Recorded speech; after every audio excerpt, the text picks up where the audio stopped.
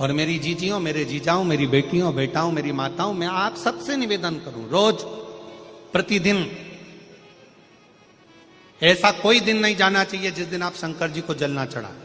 प्रतिदिन अपने घर के अंदर, अगर मंदिर नहीं जा सकते तो घर के अंदर एक छोटे से छोटा शिवलिंग अवश्य रखो। अब कई लोग कहते हैं गुरुजी हमारे यहां पर एक शिवलिंग है पहले का, और किसी के यहां गए थे तो उसने हमको दूसरा शिवलिंग दे दिया, तो रख सकते हैं कि नहीं रख सकते? शिव महापुराण की कथा कहती है घर में एक नहीं 1000 भी अगर शिवलिंग है तो वो कभी दोष नहीं देते, कभी कष्ट नहीं देते, कभी परेशानी नहीं देते। और फिर कोई कहता है गुरुजी हमारे घर में जो शिवलिंग है वो बीच में से खंडित हो गया, टूट गया, शिवलिंग टूट गया गुरुजी, उसका कोई दोष लगेगा क्या? शिव महापुराण की कथा कहती है अगर तुम्हारे घर में पुराना शिवलिंग है, तुम्हारे घर के अंदर अगर कोई शिवलिंग है और अगर वो बीच में से टूट गया, 40 टुकड़े हो गए, 50 टुकड़े हो गए, 2 टुकड़े हो गए, 10 टुकड़े हो गए, तो भी शिवलिंग कभी खंडित नहीं माना जाता, वो अखंड ही माना जाता। शिवलिंग कभी खंडित नहीं माना जाता।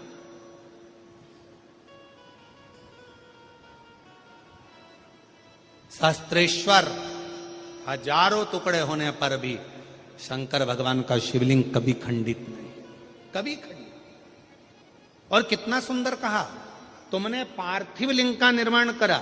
अब पार्थिव लिंग काय का बनाते हो? मिट्टी का बनाते हो, बालू रेत का बनाते हो।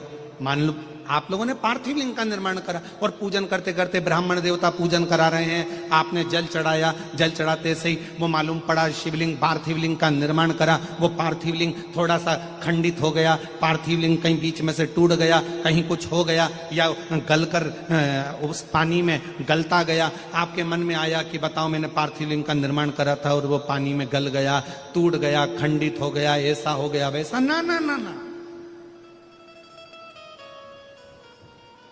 ब्राह्मण देवता पूजन करा रहे हैं, आपने पार्थिव लिंग का निर्माण कराए, पार्थिव लिंग की पूजन चालू कर दी, और पूजन चालू करने के बाद में अगर आप उस पर पानी चढ़ा रहे हैं, जल चढ़ा रहे हैं, और वो पार्थिव लिंग अगर आपका थोड़ा बहुत भी खंडित हो रहा है, गल रहा है, जल में जा रहा है, या उसका रंग जा रहा है, या इधर से जहां से जल चढ़ा रहे थे वहां से पूरा धुलते चले जा रहा है, तो ये मत सोचना कि वो खंडित हो गया। नहीं, पार्थिव लिंग का मतलब होता है कि मिट्टी के छोटे छोटे कण, बालू रेत के छोटे छोटे कण एक जगह पर एकत्रित कर लिए और उस पर आपने जल चढ़ाना चालू करा। पार्थिव लिंग का मतलब होता है कि एक शिवलिंग की पूजन नहीं, पार्थिव लिंग का मतलब होता है उस लिंग को बनाने के लिए जितनी मिट्टी लगी, उस मिट्टी में जितने जितने कण थे, जितने छोटे छोटे कण थे, वो सब एक जगह पर इकट्ठे हो गए। तो हमको केवल एक पार्थिव लिंग पूजन का फल नहीं, हजारों पार्थिव लिंग पूजन का फल एक साथ प्राप्त हो जाता है। उसकी खंडिता नहीं, वो खंडित नहीं हुआ है, वो टूटा नहीं है, उसमें खंडितता नहीं आई है।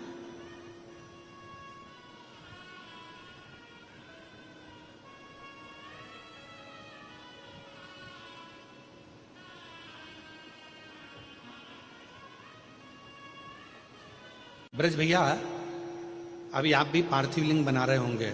ब्राह्मण लोग